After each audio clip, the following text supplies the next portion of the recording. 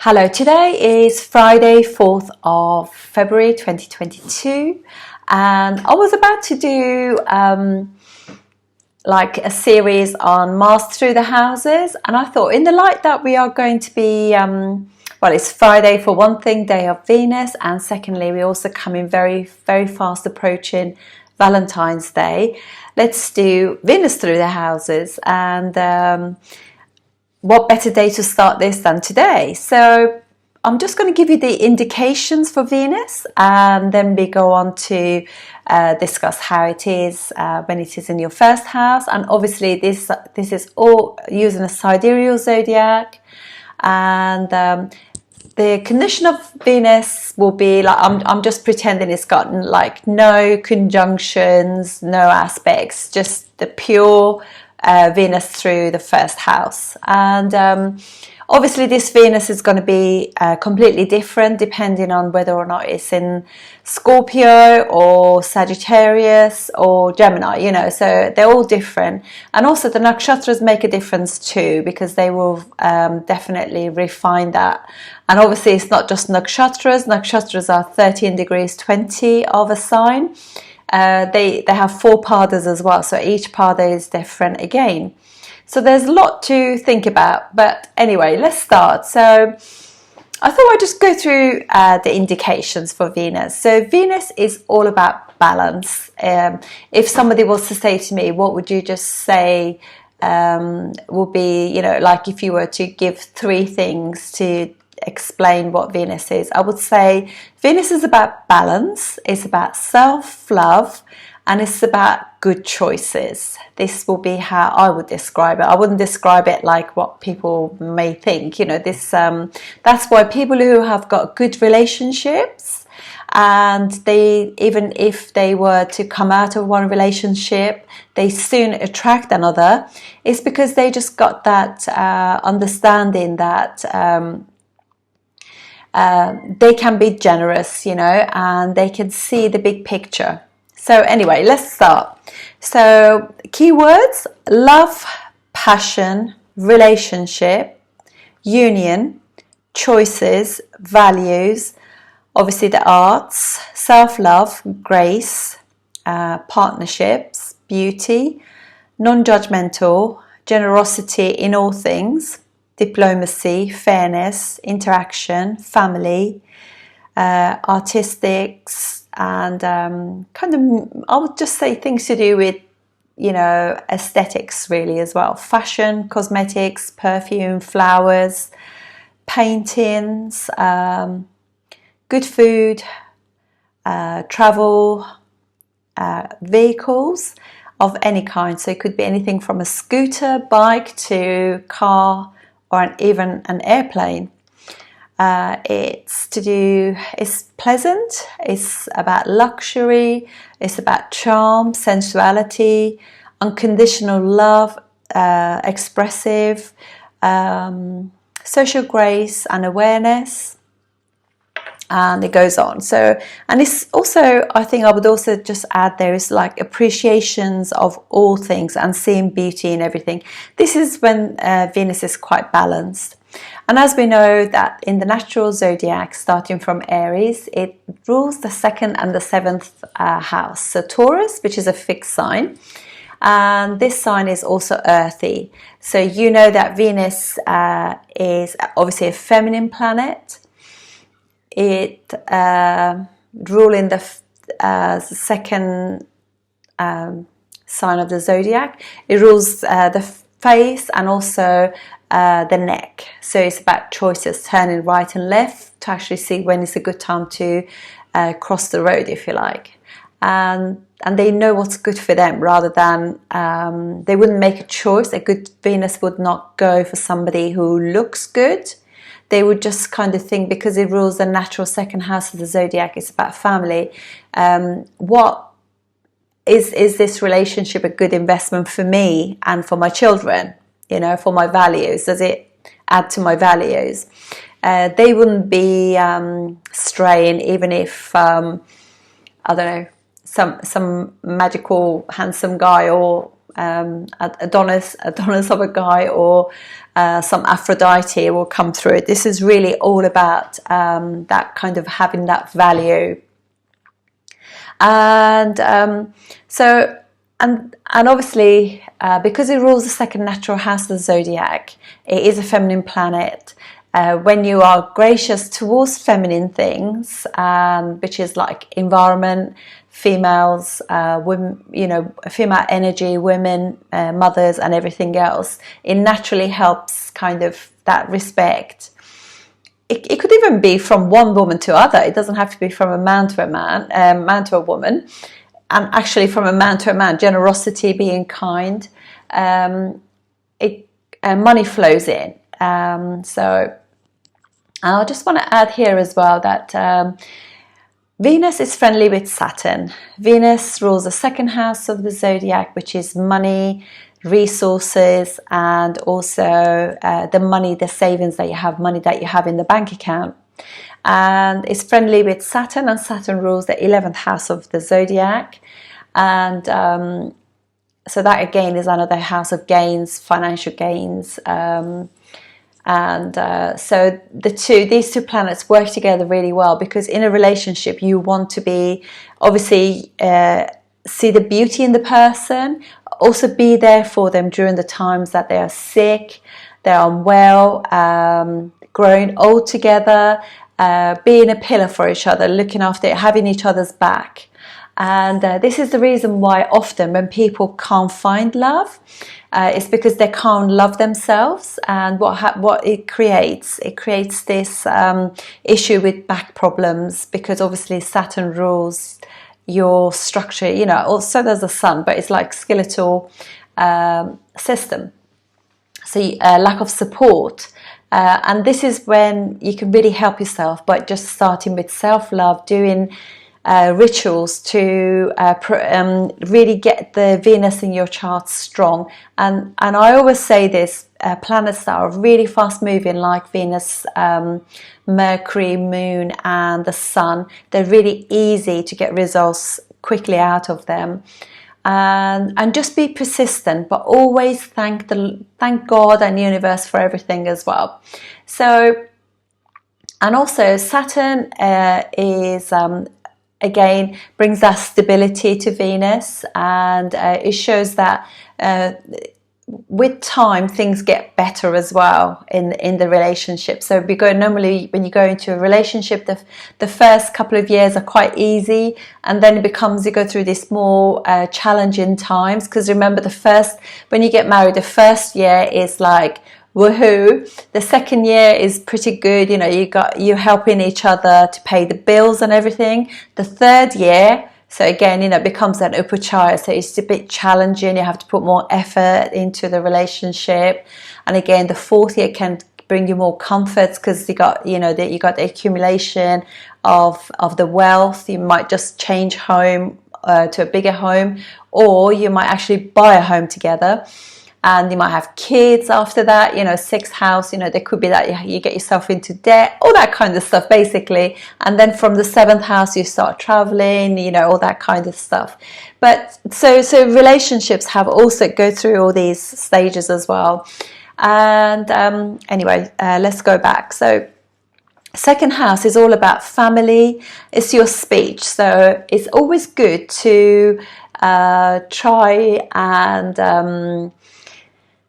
always leave the person with a kind word, and because I think people never forget your kindness and generosity, whether it's in words or gestures, something like that. It's always magical, and it's also rules senses, with this, something, all those. And I really love it, because my own daughter, she's really good at this. She's very good at explaining, like when she smells something, she can really use all these words to articulate a particular sort of smell or taste or something. It's lovely, very Venusian, that is. It's also to do with what is good for me. And it also rules the seventh house of the zodiac, which is about attraction to the other, and that whole romantic thing, romance and being together, and gets your heart chakra because it rules the heart chakra, so it gets you excited, pumping the blood around your body, which is obviously Mars gets the passion going, and stimulation, interaction, going out, being more sociable, social events, in, you know, as I said, interaction again. And also it rules kind of dealing with other people, being generous and diplomatic and creating harmony with others, and you know, that kind of stuff. And also it's debilitated in the 6th natural house of the zodiac, Virgo, when it's all, everything is on the microscope. You know, you did this and you didn't do that, and last Sunday, you know, you dropped a pin on the floor or something like that. You know, it's just like really being very critical, and just knocking somebody down for something that, you know, does it, okay, some things, you know, you got to say, but other things, you know, just doesn't have to be a big deal really, so you can overlook certain stuff. And just always remember, when you're going to say something, just always remember the good things and balance things out really. And it's exalted in the 12th natural house of the zodiac, which is the house of sex and bed pleasures and good sleep, having that when you put your head down, you're just like rested, you know, it's beautiful. Also, this is the house of devotions, and devotion, God, spirituality, and the bigger picture. So that's another word that I would use for it as well, is devotion. Obviously, Venus will be very different according to, you know, as I said, the situation with it. But if it's normally in front of the sun in your chart, so it will be, I don't mean in the same sign, I mean in front. It will be much more ta-da, I'm here kind of Venus, whereas Venus, if it's behind the sun, it's more introverted, not so extroverted. So anyway, this is the bit about Venus. I'm now going to do through the houses. Thank you for watching. As I'm doing this Venus through the houses, I'm approaching Valentine's Day. It doesn't need to necessarily be because of that. I actually wanted to just tell you, I had this is Michael Mastro's and his wife Robin's book, you know, Making Room for Mr. Right. It could be for Mrs. Right too. And I bought this book because Michael, I mean, he's a fantastic Vastu expert, and he's an architect anyway, so it's just wonderful putting the two together. And he actually did Vastu for my property, and kind of remedied some of the issues, because actually this property has got so many issues you will not believe. But since then, it's been really brought a lot of happiness into my home. So, and this has got a wonderful, obviously it tells you about, more than anything, saying to you that if you want somebody, love to come into your life, you have to make room for it. So if your house or property or your flat or your room is full of clutter, you kind of like, the energy is a mess in your environment. So fix your environment, get rid of anything that no longer serves you, and start making it beautiful. And it gives you lots of different things. It's also got like a full moon ritual thing that you can do. It's also invites you to do intentions and write down exactly the sort of person that you want in terms of like physically, what do you want them to look like, financially, emotionally, spiritually, which is fantastic, really amazing.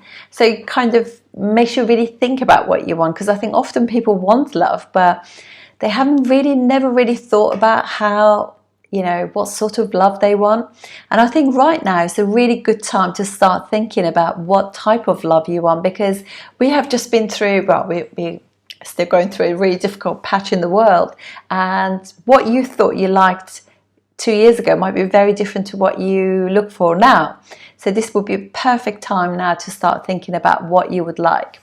So anyway, it has lots of different tips. It's got beautiful full moon rituals that you can do. So amazing. And I just wanted to show you, because I love yantras. It's also got like a yantra for Venus there. which, you know, I don't know if you can actually take a picture of that, and I'm sure Michael wouldn't mind, and just print a few things, few of those, and then start colouring the yantra in whatever colour you like. So, you know, these kind of things reiterate your message of love to the universe, that's what you're looking for. And be open, you know, like do Venusian things, start treating yourself really well, and the universe will start treating you well. Thank you for watching. Venus in the second house. So second house is obviously one of those houses that if it's a house of money, it's a dhanastan, if you like, depending on what the actual ascendant is. And it normally, second house is Taurus in the natural zodiac, and it is all to do with the mouth, face and the neck. And it's naturally ruled by Venus. Venus naturally rules the second house of the zodiac, Taurus, and the seventh house, which is Libra. So Venus is a very sociable planet. It likes family and close friends, which are second house, and also union with somebody else, which makes you a family, like your partner.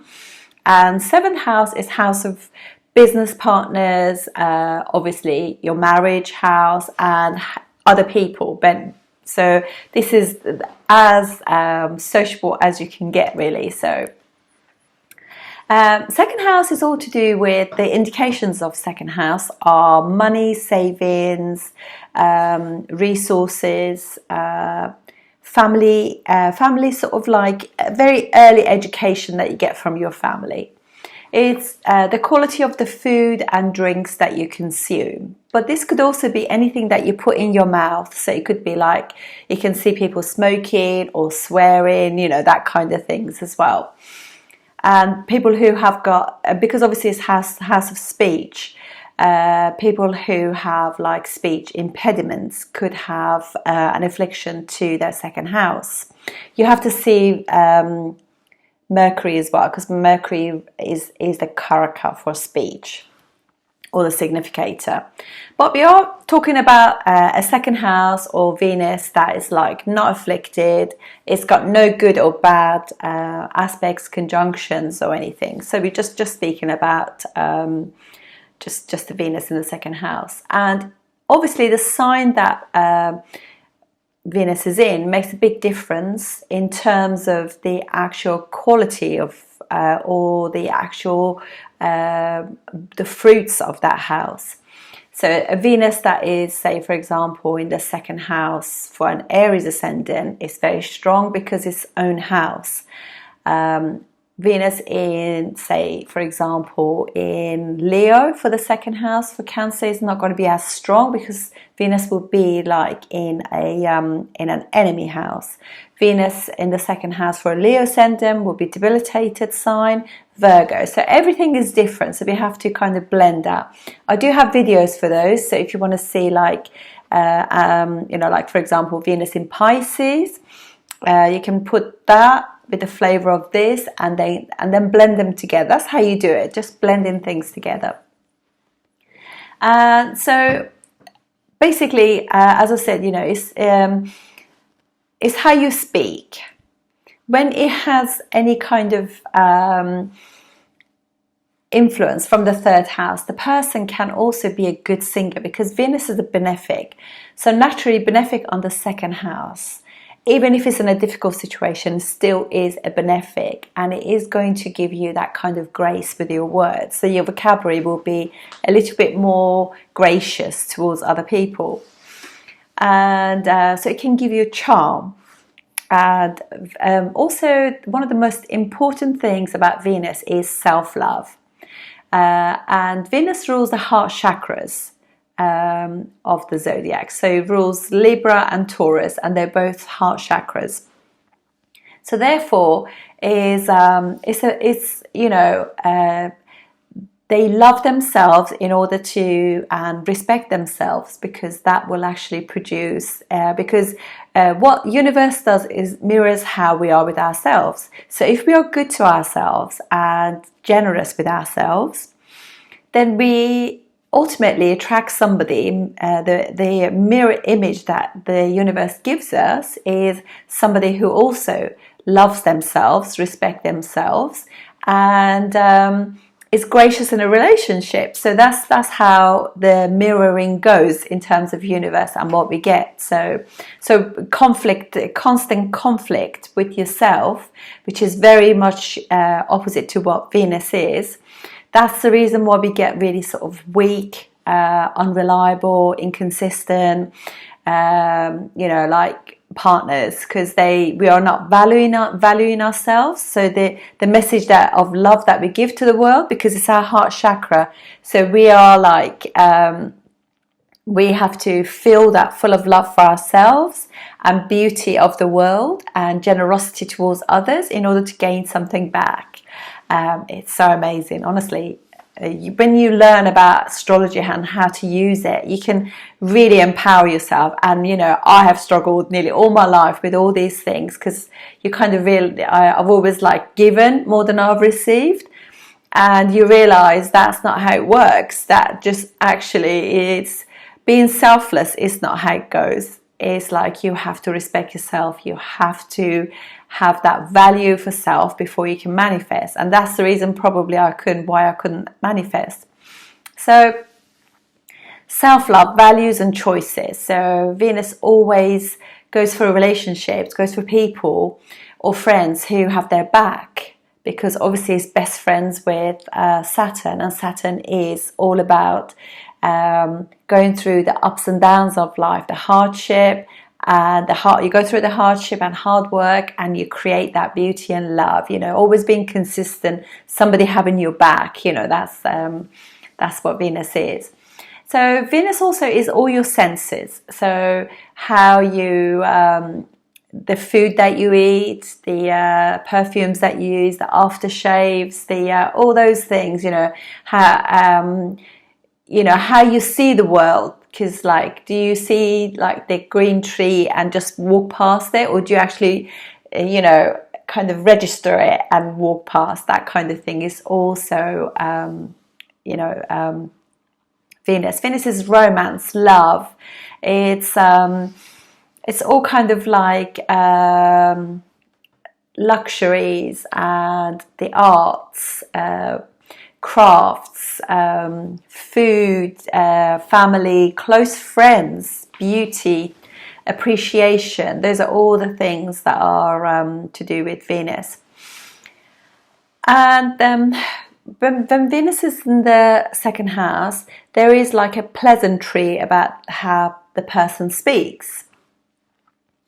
And obviously the element is of the natural zodiac, being Taurus, second house. It's Arthur, so it's all to do with all material things, luxury and gains. Material things in a sense that it's actually all to do with union of people being together and sharing their resources. So because it's not one person, but it's you and the partner together, so putting your resources together and supporting one another. So that's how it works. So he wants to build something, and so this is why Venus is like a watery planet in an earthy sign. It can actually produce and things grow. And that's all to do with enjoyment and sharing and that kind of thing. Venus is also diplomacy, so it's not about winning. It's not about being right. It's not being like I know best. That's more the Sun. So this is why they're enemies. Venus is like, that's fine, even if somebody you don't really agree with their what they're saying. It's kind of can overlook that because it's Venusian. It's not going to. It doesn't matter in the whole scheme of things. It's not important. And so from there, obviously, it's going to also aspect your 8th house. So it just means that you're gracious and loving and have a big heart when it comes to your in-laws. And it's also the 2nd house is your partner's money. So it just means that it's actually blessing your your partner's income as well. So you going into their life, it actually brings about more comforts as such. And so the things that I also wanted to say is that they put like value on themselves, in the sense that somebody with Venus in the second house, they don't think that their value is like a $1.99 McDonald's meal. They kind of think $1.99, that could probably buy them an apple and something, something else. They're not really, they kind of see the value in things, and they're more likely to, because second house, the natural zodiac, Taurus, also to do with travel and agriculture and fruits of the land, if you like. So they are more likely to be, they're kind of aware of those things, aware that I want to I value myself, I value what I put in my mouth, what I say, people around me, and that naturally just makes everything in their life grow anyway, because they've got that kind of feel about them. And also it's very close friends, because they're almost like your family, so they treat those people like they are in their family. They love holidaying with their family, they like fine dining, all that kind of stuff, enjoyment and relaxing with people like that. And obviously the nature of like your resources and the things that you collect, it's also your collections, will differ, because like second house, if it's Venus in Capricorn, they're more likely to want to, because Capricorn is ruled by Saturn, and it's also a movable sign too. So they are more likely to actually invest money in antiques, because that's Saturn, and things that will increase in value. So they buy them as an investment. And the other thing is, like, for example, if Venus in Kritika, in Taurus, will be different to Venus in Rohini, the other, because there are 3 nakshatras, 3 fixed stars within Taurus. And, obviously nakshatras all tend to also change the flavour of that Venus as well. So Mrigashira of Venus in Taurus will be much more like, say, for example, I mean, this is, I don't really subscribe to these sort of things, but, I know there are some people who just like spend thousands of pounds on pairs of shoes, which is, why would you do that? You only have one pair of feet, you can feed other people. But anyway, this is how it is in this world, crazy world.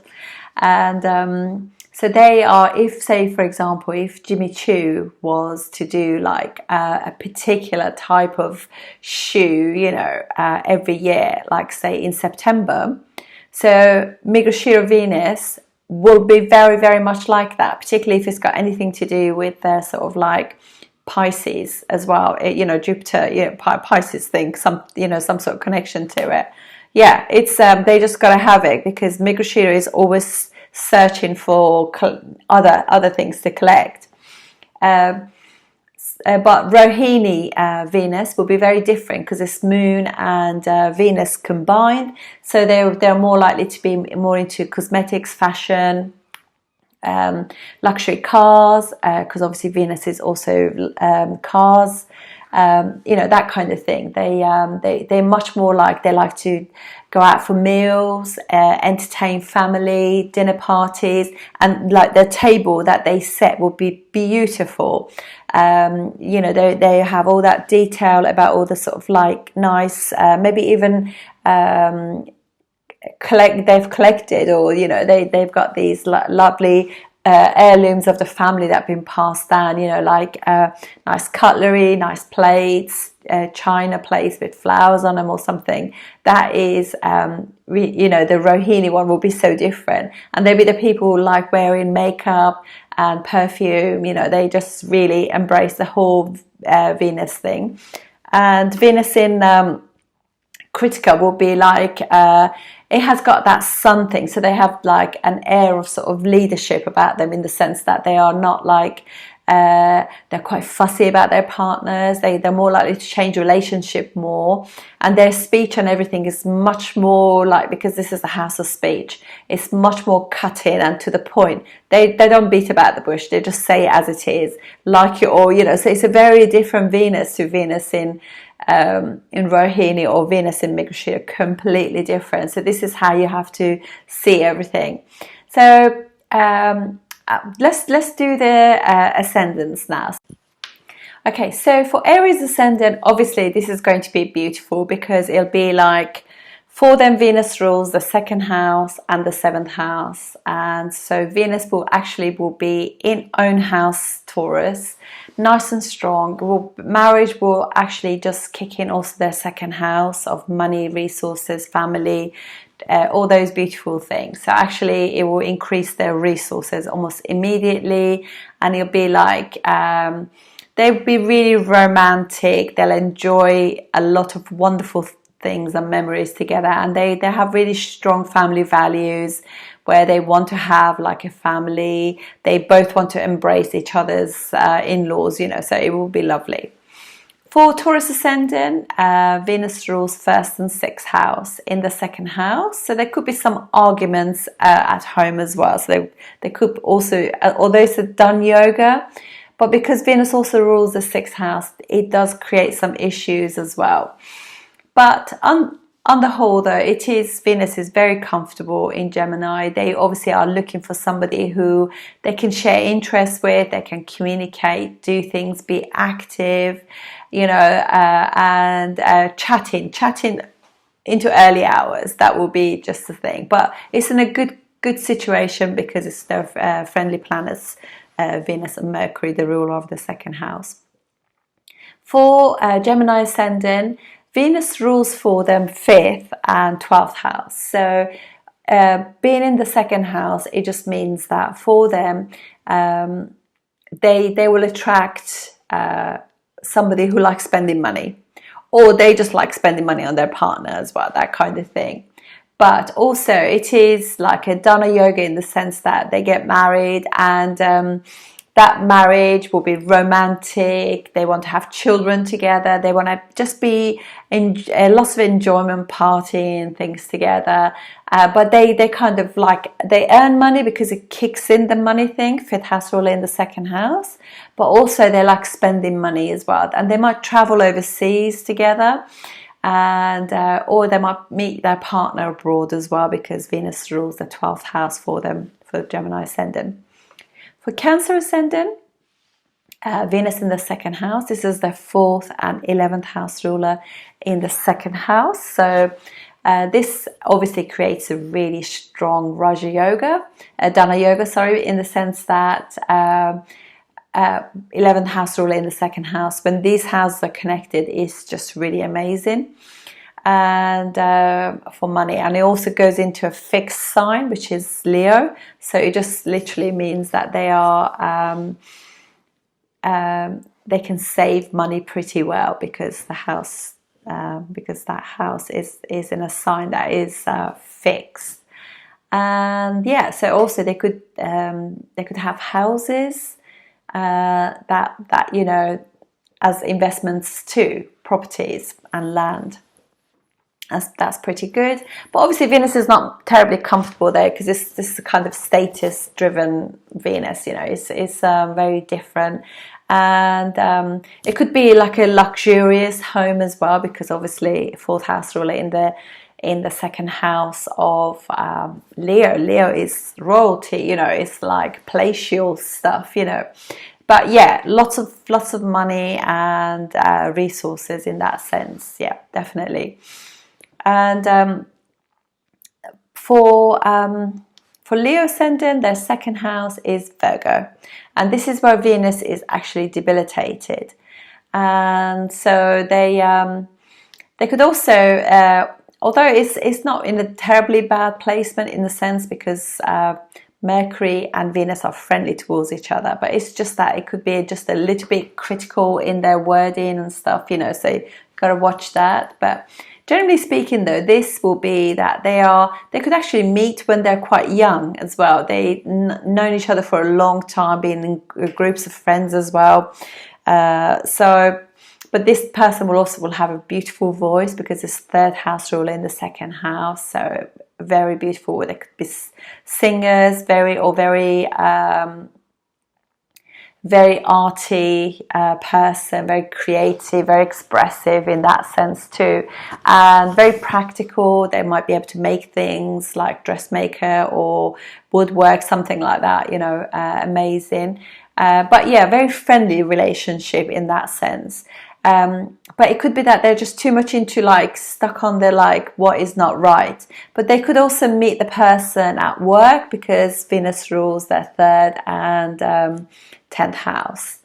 And then for Virgo ascendant, this Venus will be also, Venus is their second and also their ninth house ruler. So it's a really, really strong planet for Virgo ascendant. For them, if Venus is in the second house ruler in the second house, so they will be with somebody who is like, comes from a very commercial background family. They could be lawyers, they could be in, you know, the family could be in import and export, or you know, they're really nice diplomatic family, very sort of, they're very courteous to other people, very well traveled, very well educated family, really kind of open-hearted. They got the vision of the world, and so it's a really good placement. This can be like not just like this is obviously a very strong Dana yoga. And the father will be very very wealthy because obviously Venus rules that ninth house. And then for Libra ascendant, this will be, Venus will be in the second house, Scorpio. So this will be a person who, and for them, Venus rules like their first and the eighth house. So it creates obviously a Dana yoga, but it could also be there could be some losses because Venus also rules the eighth house. So this could also be that somebody might have gained unexpectedly if the situation with the Venus is, you know, it's got support. Eighth house, you know, has support, is strong in Ashtaka Varga and everything. So it could be somebody who gets some inheritance, some insurance payback or tax rebate. Somebody who could also be like family money or win the lottery or something. It really depends on a lot of things. You've got to check the D11 as well. But yeah, so it could be, but it could also be that there's ups and downs in the money situation in their life as well. You know, they could either have very, very big gains and they can have big losses too.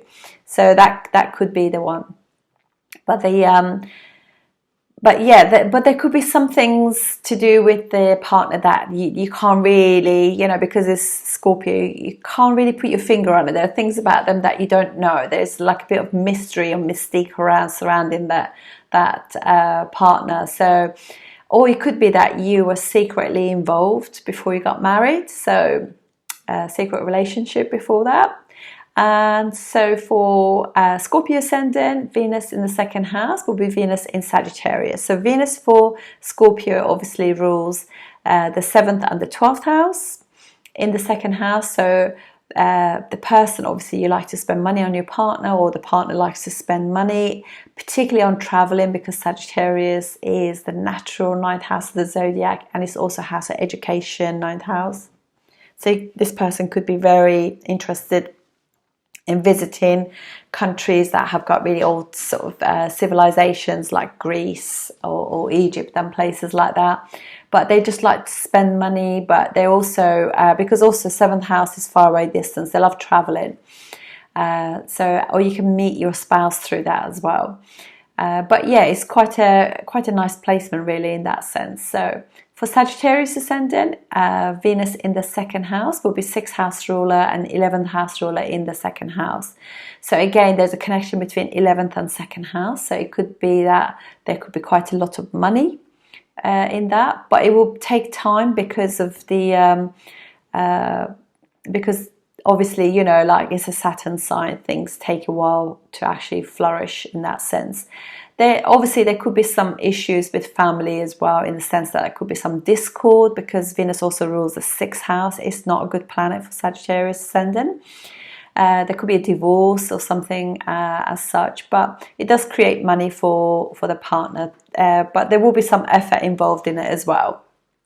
because of Saturn ruling that second house.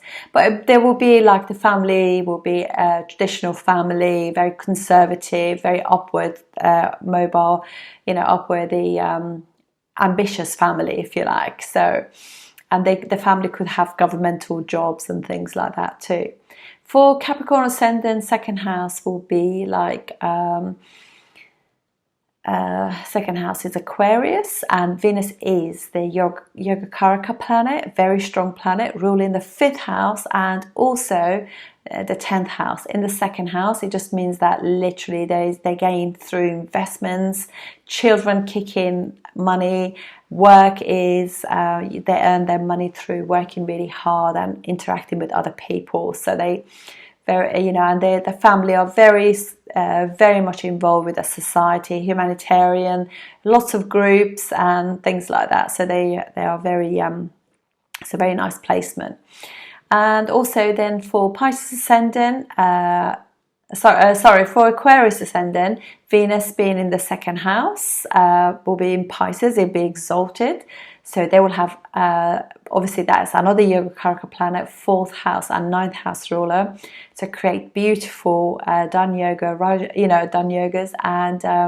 And this is also, obviously because Venus is exalted, it just means that they'll have beautiful luxurious homes near sea and all that kind of stuff, and quite a few of them, and they'd be amazing. And also 9th house ruler, they could get money through the father as well. Education will bring in quite a lot of money, and also marriage generally, because 9th house of contracts is marriage. So yeah, beautiful kind of thing. And 9th house as well, 9th house ruler in the second house, it just families, educated, travelled, very nice. For Pisces ascendant, second house is Aries. So this Pisces ascendants, you know, obviously Venus, again, another planet that's difficult situation. It's not an easy planet for them, so lots of efforts need to be put in, and there could be some, you know, there could be a divorce or something for them too. But so what happens is when Venus goes into the second house, Venus will be in Aries, and because it's in Aries, it then protects the 8th house, which is Libra. So the chart, you know, that just means that their partner earns really good money, and they'll be quite independent, and they again could have a beautiful singing voice. Beautiful family, very kind of independent family, being, you know, Aries is independent, adventurous, impulsive, you know, active, that kind of thing. So it's the Venus who, if they like somebody, they're not going to sit down and wait for that somebody to come and talk to them. They'll be in there speaking their truth, you know, so it's amazing. There could be some kind of like secretive things going on that they don't know about the partner. Because obviously, you know, it rules the 8th house as well. But, you know, generally speaking, pretty good, because Venus is not uncomfortable in Aries. So it's a neutral kind of situation. So that's it for the ascendants as well. I look forward to seeing you on the next video. Thank you.